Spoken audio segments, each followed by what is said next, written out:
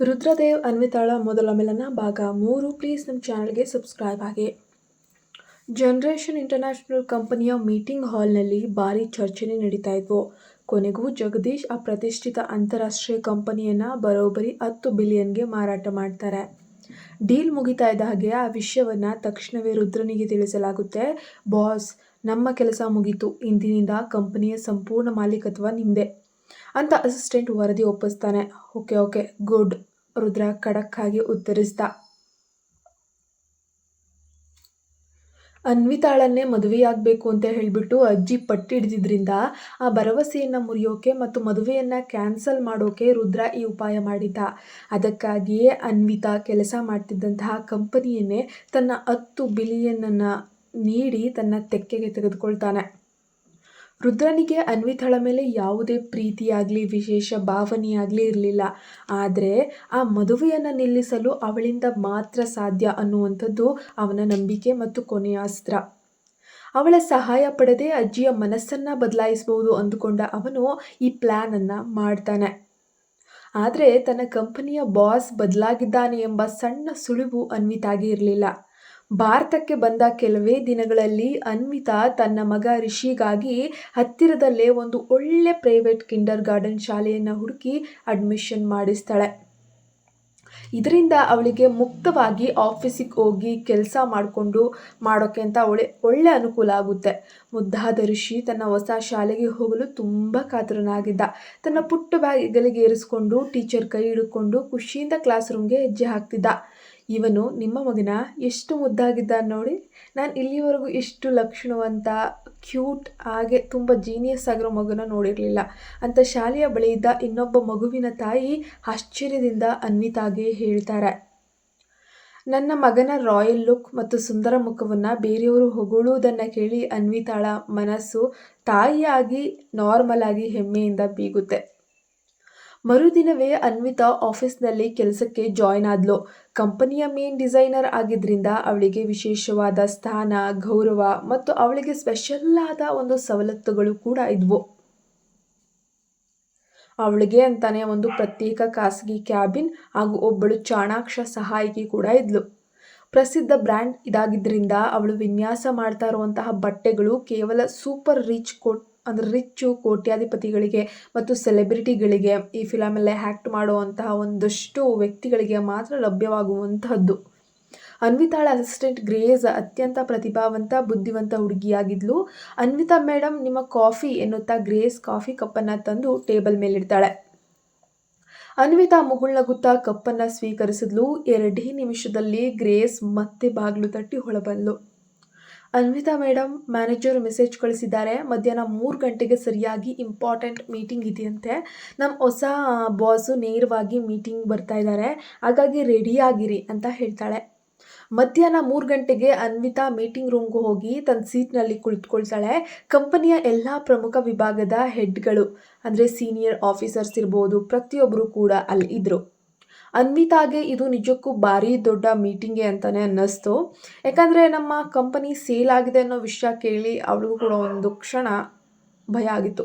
ಅನ್ವಿತಾ ಸುಮ್ಮನೆ ಸುತ್ತಲೂ ಕಣ್ಣಾಡಿಸ್ತಿದ್ದಾಗ 26 ಆಸುಪಾಸಿನ ಒಬ್ಬ ಅಂದವಾದ ಹುಡುಗಿಯ ತೀಕ್ಷ್ಣ ನೋಟ ಅವಳ ಮೇಲೆ ಬಿದ್ದಿತ್ತು. ಅವಳ ಹೆಸರು ಅಲಿಯಾ, ಕಂಪನಿಯ ಹೆಡ್ ಡಿಸೈನರ್. ಅವಳ ನೋಟ ಕಂಡ ತಕ್ಷಣ ಅನ್ವಿತಾಗೆ ವಿಷಯ ಅರ್ಥ ಆಯಿತು. ಅಲಿಯಾ ತನ್ನ ದೊಡ್ಡ ಅಪರಂಜಿ ಸ್ಪರ್ಧೆ ಅಂತ ಭಾವಿಸಿದ್ದಾಳೆ, ಅಂದರೆ ಕಾಂಪಿಟೇಟರ್ ಅಂತ ಅಂದ್ಕೊಂಡ್ಬಿಟ್ಟಿದ್ದಾಳೆ. ಈ ಕಾರ್ಪೊರೇಟ್ ಜಗತ್ತಿನಲ್ಲಿ ಯಾರೂ ಫ್ರೆಂಡ್ಸ್ ಅಲ್ಲ, ಬರೀ ಕಾಂಪಿಟೇಟರ್ಸ್ ಅಷ್ಟೇ. ವಿದೇಶದಿಂದ ಇದ್ದಕ್ಕಿದ್ದಂತೆ ಬಂದು ದೊಡ್ಡ ಪೊಸಿಷನ್ ಗಿಟ್ಟಿಸ್ಕೊಂಡ ತನ್ನನ್ನು ಆಲಿಯಾ ಸುಲಭವಾಗಿ ಒಪ್ಕೊಳ್ಳಲ್ಲ, ಅಟ್ಲೀಸ್ಟ್ ಫ್ರೆಂಡ್ ಅಂತಾನು ಒಪ್ಕೊಳ್ಳಲ್ಲ ಅಂತ ಸತ್ಯ ಅನ್ವಿತಾಗೆ ತಕ್ಷಣ ಅರ್ಥ ಆಯಿತು. ಅಷ್ಟರಲ್ಲೇ ಕಾನ್ಫರೆನ್ಸ್ ಹಾಲ್ಗೆ ಬಾಗಿಲ ಹೊರಗೆ ಬೂಟುಗಳ ಖಡಕ್ಕಾದ ಶಬ್ದ ಕೇಳಿಸ್ತು. ಯಾರೋ ಗಂಭೀರ ವ್ಯಕ್ತಿ ನಡೆದು ಬರುತ್ತಿರುವಂತೆ ಸೂಚನೆ ಕೂಡ ಸಿಕ್ತು. ಸಭೆಯ ದೊಡ್ಡ ಬಾಗಿಲು ತೆಗೆದುಕೊಳ್ಳುತ್ತೆ. ಮೊದಲು ಒಳಗೆ ಬಂದದ್ದು 6 ಅಡಿ ಎತ್ತರದ ಕಟ್ಔಟ್ ನಂತಿದ್ದಂತಹ ಒಬ್ಬ ವ್ಯಕ್ತಿ.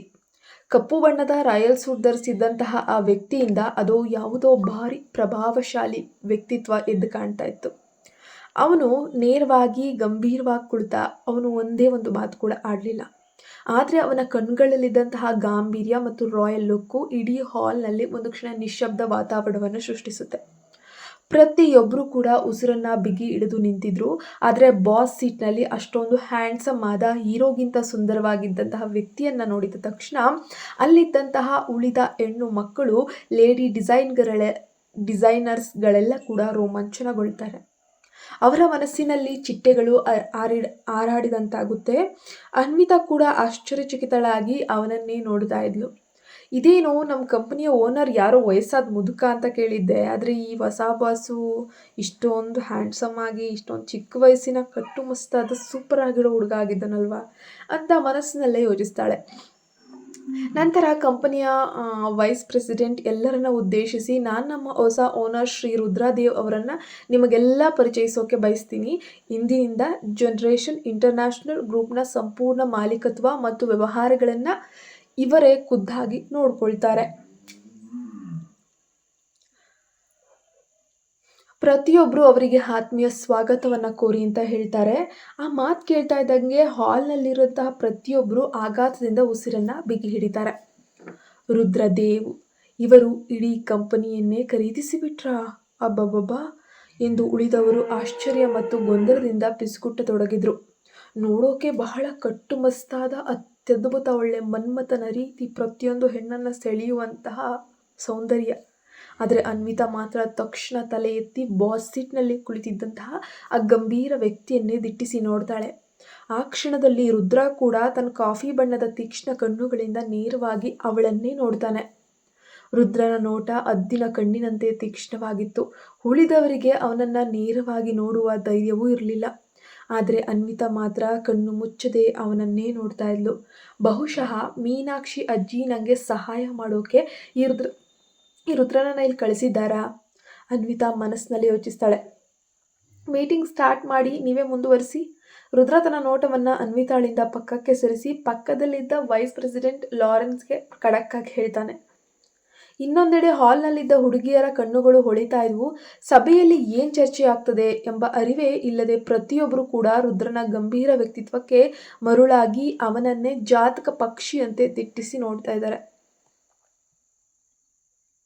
ಅನ್ವಿತಾಗೆ ಮಾತ್ರ ಮೀಟಿಂಗ್ ಮೇಲೆ ಗಮನ ಹರಿಸೋಕೆ ಸಾಧ್ಯ ಆಗ್ತಾ ಇಲ್ಲ. ಯಾಕಂದರೆ ರುದ್ರ ಸತತವಾಗಿ ತನ್ನನ್ನೇ ಸೂಕ್ಷ್ಮವಾಗಿ ಗಮನಿಸ್ತಿದ್ದಾನೆ ಅನ್ನುವಂತಹ ವಿಷಯ ಅವಳಿಗೆ ಸ್ಪಷ್ಟವಾಗಿ ಅರ್ಥವಾಗಿ ಮನಸ್ಸಿನಲ್ಲಿ ಕಷ್ಟ ಆಗೋಕ್ಕೆ ಶುರುವಾಗುತ್ತೆ. ಶೀಘ್ರದಲ್ಲೇ ಕಾನ್ಫರೆನ್ಸ್ ಹಾಲ್ನಿಂದ ಮಿಕ್ಕ ಎಲ್ಲ ಲೇಡೀಸ್ ಕೂಡ ಇದನ್ನು ಗಮನಿಸಿಬಿಟ್ರು. ರುದ್ರ ಸರ್ ಯಾಕೆ ಆ ಅನ್ವಿತಾಳನ್ನೇ ಸತತವಾಗಿ ನೋಡ್ತಿದ್ದಾನೆ? ಅವಳು ವಯಸ್ಸಿನಲ್ಲಿ ಚಿಕ್ಕವಳು, ಚಂದ ಇದ್ದಾಳೆ ಅಂತನಾ? ಇವನಿಗೆ ಅವಳ ಮೇಲೆ ಏನಾರ ಕಣ್ಬಿದ್ದಿದೆಯಾ ಎಂದು ಉರಿದುಕೊಳ್ಳಲು ಶುರು ಮಾಡ್ಕೊಳ್ತಾರೆ. ತಕ್ಷಣವೇ ಎಲ್ಲ ಮಹಿಳಾ ಡಿಸೈನರ್ಗಳ ಕಣ್ಣುಗಳಲ್ಲಿ ಅಸೂಯೆಯ ಬೆಂಕಿ ಹುರಿತು. ರುದ್ರ ಅವಳಿಗೆ ಕೊಡ್ತಿದ್ದಂತಹ ವಿಶೇಷವಾದ ಗಮನ ಅವರ ಕೋಪವನ್ನು ನೆತ್ತಿಗೆರಿಸ್ತು. ನನ್ನನ್ನು ಹಾಗೆ ನೋಡಬೇಡ ಅಂತ ರುದ್ರನಿಗೆ ಗಟ್ಟಿಯಾಗಿ ಕೂಗು ಹೇಳಬೇಕಂತನೂ ಅನ್ನಿಸ್ತು ಅನ್ವಿತಾಗೆ. ಆದರೆ ಹೇಗೋ ತನ್ನ ಕೋಪವನ್ನು ಹತೋಟಿಯಲ್ಲಿಟ್ಕೊಂಡ್ಲು. ಅಲ್ಲಿಂದ ತಕ್ಷಣ ಎದ್ದು ಹೊರಟು ಹೋಗಬೇಕು, ಈ ಕಂಪನಿಯಲ್ಲಿ ಕೆಲಸವೇ ಮಾಡಬಾರ್ದು ಅಂತನೂ ಅನ್ನಿಸ್ತು. ಆದರೆ ತಾನು ಈಗಾಗಲೇ 5 ವರ್ಷಗಳ ಕಾಲ ಇಲ್ಲೇ ಕೆಲಸ ಮಾಡಲು ಅಗ್ರಿಮೆಂಟ್ ಸೈನ್ ಮಾಡಿರುವುದು ಕೂಡ ನೆನಪಾಗಿ ತನ್ನ ಕೈಲಿ ಇನ್ನೇನು ಮಾಡೋಕ್ಕಾಗೋದಿಲ್ಲ ಅಂತ ಹೇಳಿ ಸುಮ್ಮನೂ ಆಗ್ತಾಳೆ. ಅಂತೂ ಮೀಟಿಂಗ್ ಮುಗಿತು. ಎಲ್ಲರಿಗಿಂತ ಮುಂಚಿತವಾಗಿ ಮೀಟಿಂಗ್ ಹಾಲ್ನಿಂದ ಹೊರಬಂದಂತಹ ಅನ್ವಿತಾ ತೀವ್ರ ಕಿರಿಕಿರಿಯಿಂದಲೇ ತನ್ನ ಕ್ಯಾಬಿನ್ಗೆ ಬಂದು ಕುಳಿತುಕೊಳ್ತಾಳೆ. ಆ ಮೀಟಿಂಗ್ನಲ್ಲಿ ನಡೆದದ್ದು ರುದ್ರ ತನ್ನನ್ನೇ ನೋಡ್ತಿದ್ದಂತಹ ಒಂದು ರೀತಿ ಎಲ್ಲವೂ ಅವಳಲ್ಲಿ ಅಸಮಾಧಾನವನ್ನು ಮೂಡಿಸ್ತಾ ಇದೆ. ಅಷ್ಟರಲ್ಲೇ ಕ್ಯಾಬಿನ್ ಬಾಗಿಲು ತಟ್ಟಿದ್ದ ಶಬ್ದ ಆಗುತ್ತೆ.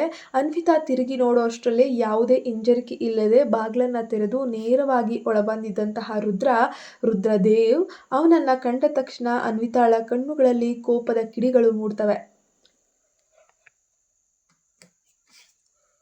ತನ್ನ ಖಾಸಗಿ ಜಾಗಕ್ಕೆ ಅವನು ಹೀಗೆ ಅನುಮತಿ ಇಲ್ಲದೆ ಬಂದದ್ದು ಅವಳಿಗೆ ಸ್ವಲ್ಪನೂ ಕೂಡ ಇಷ್ಟ ಆಗಲ್ಲ. ರುದ್ರ ಸರ್, ನಿಮಗಿಲ್ಲೇನು ಕೆಲಸ? ಏನಾದರೂ ಬೇಕಿತ್ತಾ?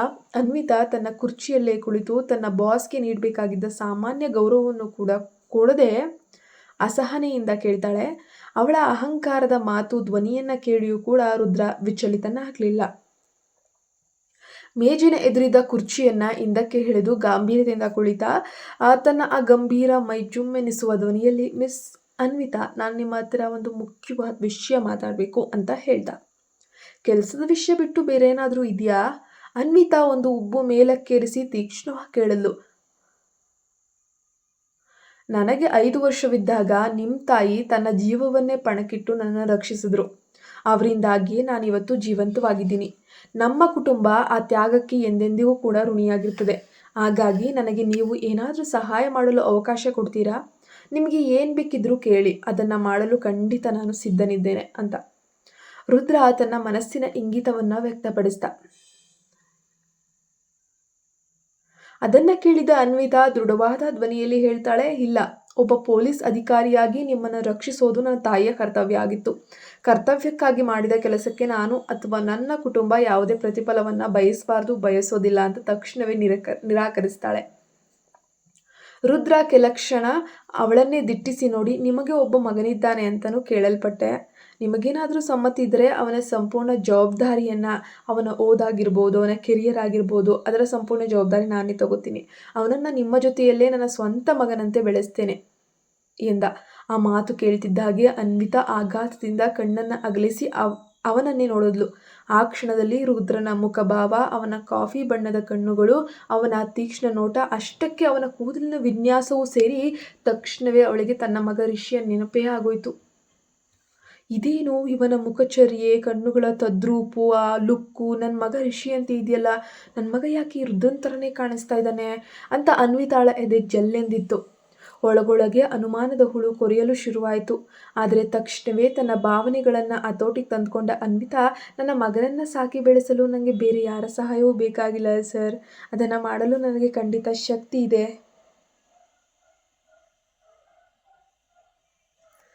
ಹಾಗಾದರೆ ಆ ವಿಷಯವನ್ನು ನಾನೇ ನೋಡ್ಕೋತೀನಿ ಎಂದ ರುದ್ರ.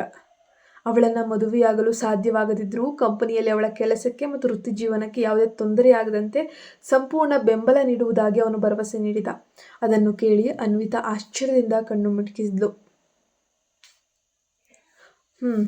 ಓಕೆ ಮಿಸ್ಟರ್ ರುದ್ರದೇವ್, ನೀವು ಹೇಳಬೇಕಾದ ವಿಷಯ ಹೇಳಾಯ್ತಲ್ವಾ, ಈಗ ನೀವು ಇಲ್ಲಿಂದ ಹೋಗಬಹುದು ಅಂತ ಅನ್ವಿತಾ ತುಂಬ ರೂಢಾಗಿನೇ ತಣ್ಣಗೆ ಹೇಳ್ತಾಳೆ.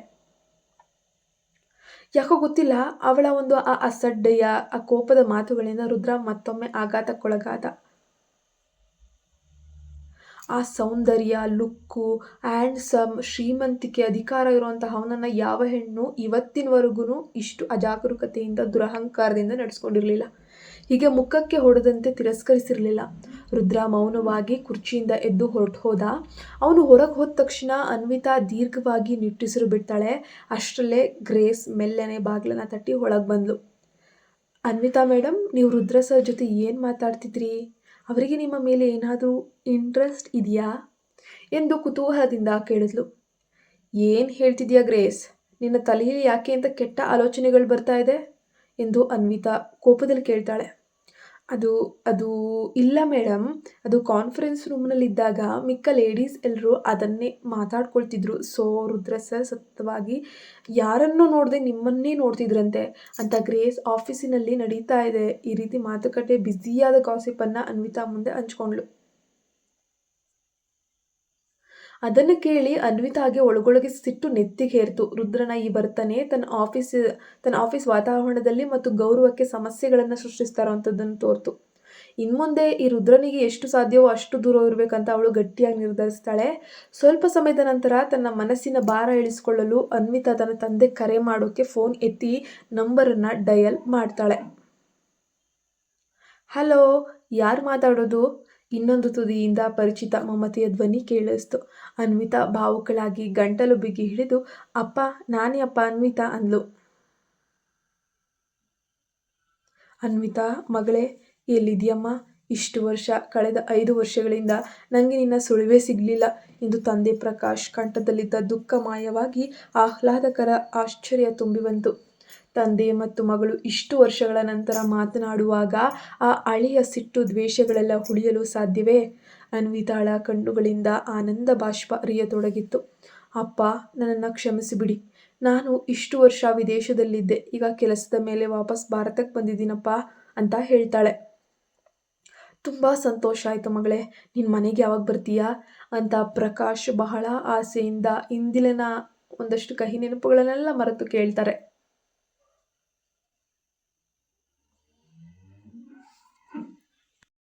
ತಂದೆ ಮಗಳು ಸತತವಾಗಿ 5 ವರ್ಷಗಳು ಆಕೆ ಏನಾದ್ಲು, ಹೇಗಿದ್ದಾಳೆ, ಬದುಕಿದಾಳೋ ಸತ್ತಿದ್ದಾಳೋ ಅಂತಲೂ ಗೊತ್ತಿಲ್ಲ. ಆದರೆ ಈಗ ಮಾತಾಡುವಾಗ ಆ ಒಂದು ಹಳೆಯ ನೋವು, ದುಃಖ, ಸಿಟ್ಟು, ದ್ವೇಷ, ಅವಳ ಮೇಲೆ ಬಂದಂಥ ಅಪವಾದ ಇವೆಲ್ಲ ಉಳಿಯೋಕ್ಕೆ ಸಾಧ್ಯನಾ? ಅದೇನೇ ಆಗಿದ್ರೂ ಮಗಳಲ್ವಾ? ಅನ್ವಿತಾಳ ಕಣ್ಣುಗಳಿಂದ ಆನಂದ ಬಾಷ್ಪ ಹರಿಯತೊಡಗಿತ್ತು. ಕೊನೆಗೂ ತನ್ನ ತಂದೆ ಮಾತಾಡಿಸ್ತಾರ ಅಂತ ಒಂದು ಡೌಟಲ್ಲೇ ಕರೆ ಮಾಡಿದ್ಲು. ಆದರೆ ಅಪ್ಪ, ನನ್ನ ಕ್ಷಮಿಸ್ಬಿಡಿ, ನಾನು ಇಷ್ಟು ವರ್ಷ ವಿದೇಶದಲ್ಲಿದ್ದೆ. ಆದರೆ ನಿಮ್ಮನ್ನೆಲ್ಲ ನೋಡೋ ಹಂಬಲ ನನಗೂ ಇತ್ತು. ಆದರೆ ನೀವು ನನ್ನನ್ನು ಅಕ್ಸೆಪ್ಟ್ ಮಾಡ್ತಿರೋ ಇಲ್ವೋ ಅನ್ನೋ ಭಯದಿಂದಲೇ ನಾನು ನಿಮ್ಮನ್ನು ಭೇಟಿ ಆಗಿರಲಿಲ್ಲ ಅಪ್ಪ. ಈಗ ಕೆಲಸದ ಮೇಲೆ ವಾಪಸ್ ಭಾರತಕ್ಕೆ ಬರ್ತಾ ಇದ್ದೀನಪ್ಪ, ನಾನು ನಿಮ್ಮನ್ನು ನೋಡಬೇಕಪ್ಪ ಅಂದ್ಲು. ಅಪ್ಪ ಮಗಳ ಮಿಲನವೇನೋ ಆಯಿತು. ಇನ್ನು ತನಗೇ ಗೊತ್ತಿಲ್ಲದೆ ತನ್ನ ಮಗುವಿಗೆ ಜನ್ಮ ನೀಡಿರುವಂತಹ ಈಕೆಯನ್ನು ಕಂಡಿಡಿತಾನ ಇಲ್ವಾ ನೋಡೋಣ. ನಮ್ಮ ಹೀರೋ ಪ್ಲೀಸ್ ನಮ್ಮ ಚಾನಲ್ಗೆ ಸಬ್ಸ್ಕ್ರೈಬ್ ಆಗಿ ಸಪೋರ್ಟ್ ಮಾಡಿ.